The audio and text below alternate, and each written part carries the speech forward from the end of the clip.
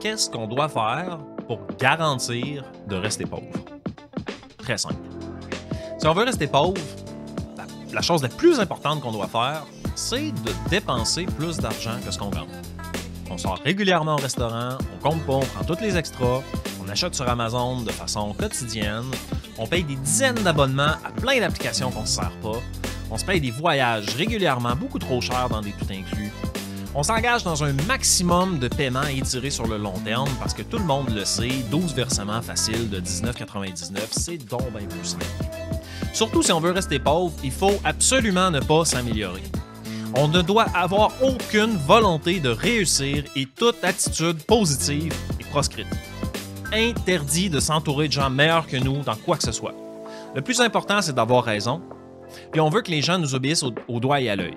Surtout s'ils sont meilleurs que nous dans ce qu'ils font, parce que ça pourrait nous faire mal pareil. Donc en fait, plus les gens sont experts dans leur domaine, plus on devrait les micro-manager.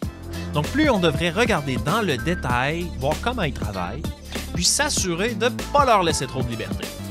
Parce que ce serait difficile à gérer si la personne devait avoir des bonnes idées, puis que d'autres collaborateurs voyaient ça, puis verraient que « Hey, moi aussi je peux avoir des bonnes idées ». Après ça, tout le monde va vouloir se mettre à donner leur opinion, puis on va être submergé par des demandes, puis plein de niaiseries de plein de partenaires qui veulent faire plein de choses.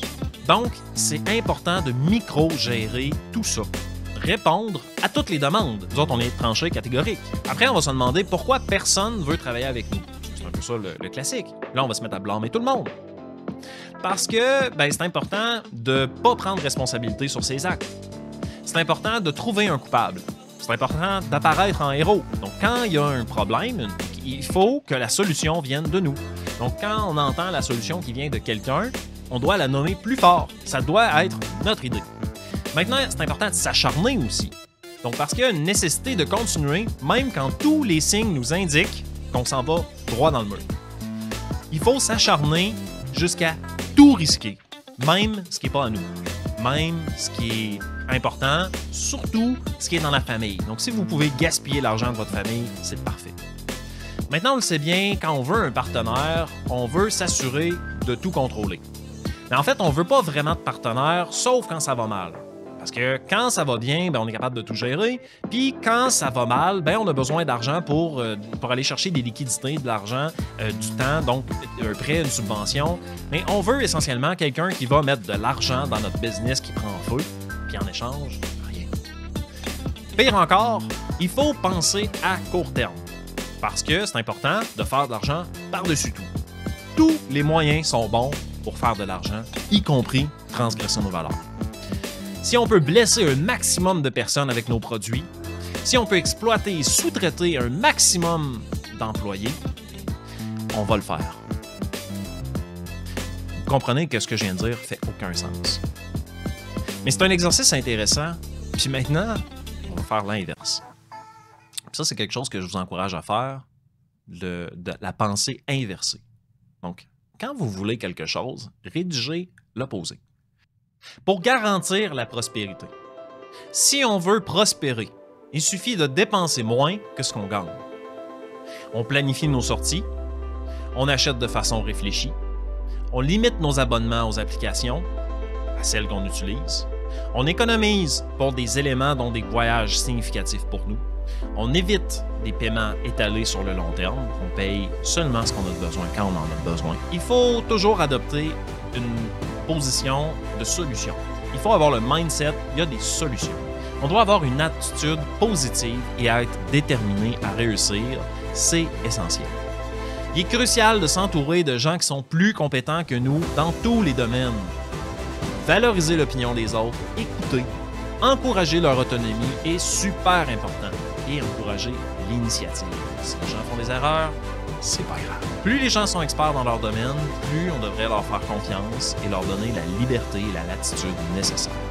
C'est essentiel de favoriser un environnement où les bonnes idées sont bienvenues et les contributions de chacun sont valorisées à la bonne hauteur.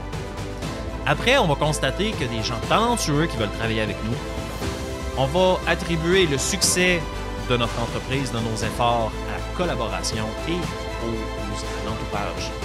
Donc, on va donner le spotlight aux gens Et c'est important de chercher des solutions et d'apparaître comme un leader qui soutient et encourage les autres. Il faut persévérer, mais il faut aussi savoir reconnaître les signes que quand ça va pas, ça va pas. Et ajuster notre trajectoire en conséquence pour éviter les échecs, mais surtout apprendre de nos échecs.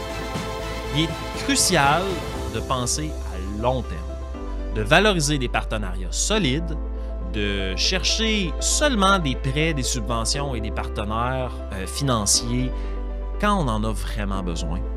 Mais pas dans l'urgence, mais parce que ça va nous permettre d'aller plus loin. Enfin, on adopte une vision éthique et responsable de ce qu'on fait. Faire de l'argent ne doit pas se faire au détriment de nos valeurs. Respecter nos clients, bien traiter nos employés, d'aller chercher l'équité. Puis on doit essayer de produire des produits et services bénéfiques qui offrent un environnement de travail juste, respectueux. En résumé, garantir la prospérité d'une entreprise, d'une personne, ça demande une gestion financière prudente, une volonté constante de s'améliorer, la valorisation de la contribution des autres, une pensée à long terme et des outils pratiques éthiques. Oui, oui, oui. Ça, c'est ce qu'on veut.